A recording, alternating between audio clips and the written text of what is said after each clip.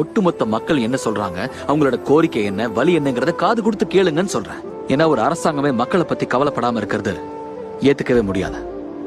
உதவுறதுக்கு ஆள் இல்லாத நிலைமை ரொம்ப கொடுமையானது. இருக்கிற எல்லா உயிரினங்களையும் அழிக்கிற சக்தி உள்ள ஒருத்தனை நாங்க அழிச்சோம். அவ்வளவு கஷ்டப்பட்டு எதிர்த்து போராடி நமக்கு என்ன கிடைச்சது? கடைசியில் அதே தான் நீங்களும் பண்றீங்க.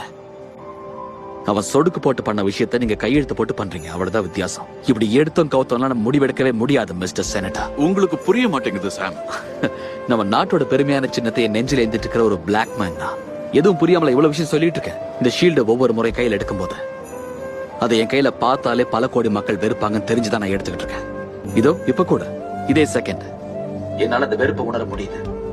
என் முதுகுக்கு பின்னாடியே பல பேர் பேசுறாங்க. என்ன பண்ணாலும் சில விஷயங்கள்லாம் மாறாதுங்கிறது எனக்கும் தெரியும். இருந்தாலும் வந்து நிக்கிறேன். என்கிட்ட சூப்பர் சீரம் இல்லாம இருக்கலாம், நான் வெள்ளையா இல்ல, எனக்கு ப்ளூ ஐஸ் இல்ல, எல்லாம் ஓகே. ஆனா எனக்குள்ள இருக்கிற ஒரே சக்தி என்ன தெரியுமா? ஒட்டுமொத்த மக்களுக்கும் எங்களால நல்லது செய்ய முடியுங்கிற நம்பிக்கை மட்டும்தான். மக்கள் தான் பொறுப்பேற்றுக்கணும். எல்லா தப்பு மக்களோட தான். ஈஸியா அவங்க மேல பழி போடாதீங்க. உங்க கையில எல்லா விதமான பவர்ஸும் இருக்கு. நீங்க நினைச்சீங்கன்னா எல்லைகளே இருக்காது. ஒட்டுமொத்த காட்டி அழிக்கிறதுக்கு உங்க ஒரு மெயில் போதும்னா உலக மக்களுக்கு சாப்பாடு போட உங்களோட ஒரு போன் கால் போதும். ஆனா கேள்வி என்னன்னா, நீங்க அப்படிப்பட்ட முடிவுகள் எடுக்கும்போது உங்க பக்கத்துல இருக்கிறது யாரு?